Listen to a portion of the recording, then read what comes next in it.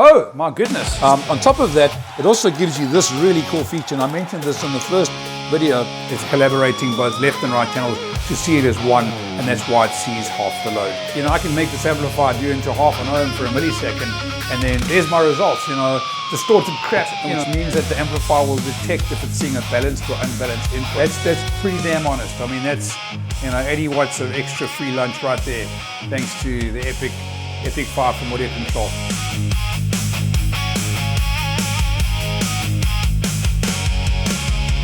Hey, welcome back.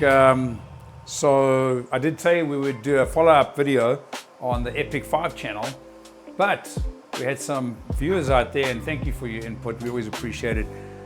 People were saying, yeah, why didn't we run, you know, all 4 channels?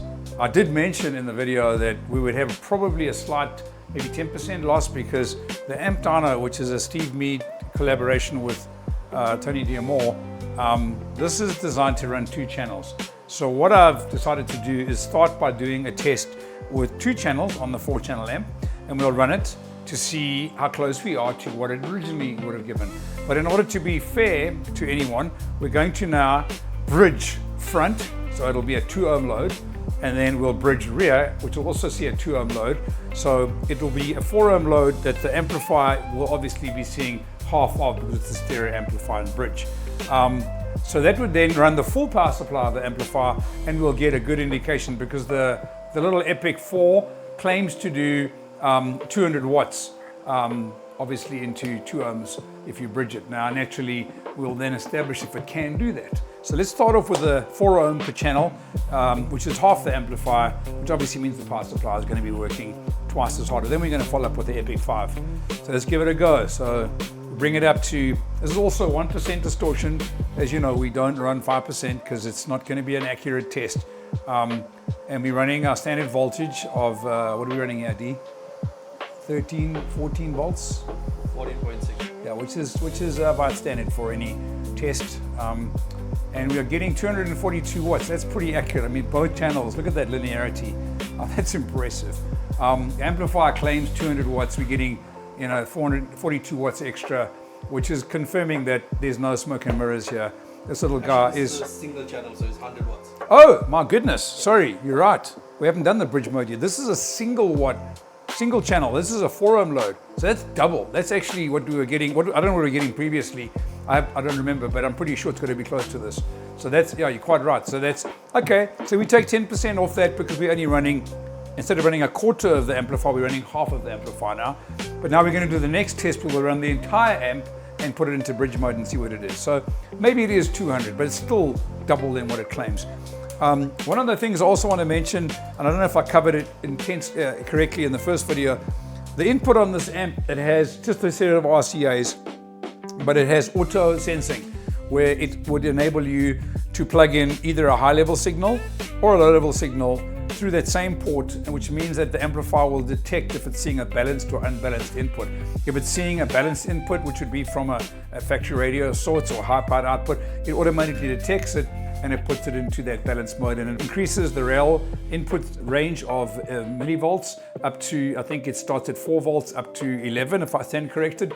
And then obviously if it's seeing an unbalanced signal, which would have a common ground, it would then see it from, I think it's 250 millivolts up to 4 volts, which is great. There's no switch required. There's no one who can make errors. So all you're going to do is take your RCA, you know, you can either solder your wire directly onto an RCA. I know some people, you know, wouldn't like to do that, but you can just get an RCA cable and obviously connect it straight into cut the cable and put it onto the other end.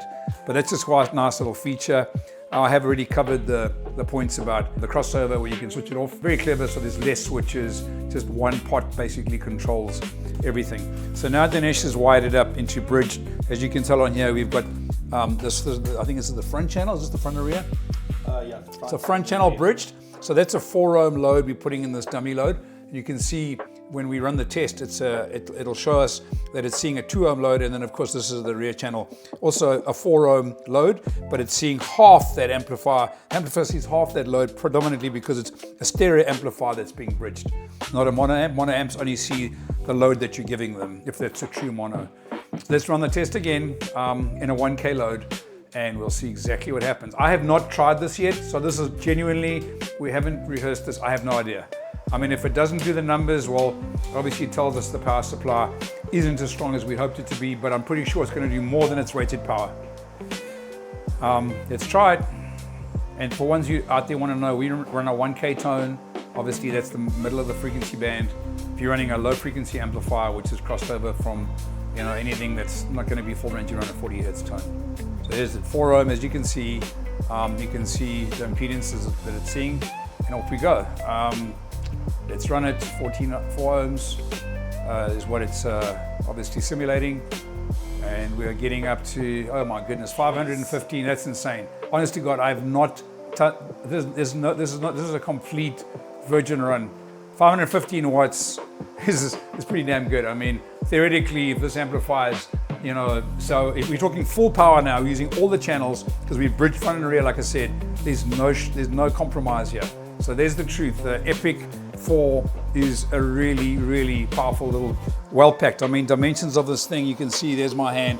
It's a nice, small, compact device, affordable, available in South Africa as an option for a product that's got a great name, and it's really good, honest product, available from Audiomotive. Get onto our website, audiocontrol.co.za, or go onto AMD. Information you need is there. We're more than happy to help you. Let's try the 5 channel. So I hope this one's going to be as strong as the 4. I'm pretty sure it will be. It probably find, from my experiences, typically the 5th channel, being the woofer channel, is going to suck a lot of that power because it would need to drive a woofer. So we might have a bit of a compromise on the remaining stereo channels, but I'm sure it'll be as hopefully as honest as it claims to be.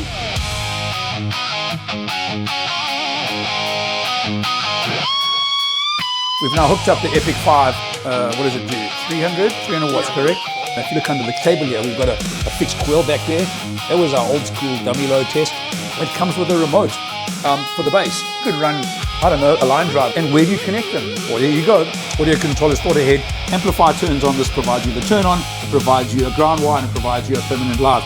And it's fused correctly. And what that's for is to actually adjust the gains. So you don't have to go and put a big ass ugly screwdriver in there. You can use this little cool little device, and you can set the gains nicely and put it away in your collection. Again, amplifier is well above its rated power.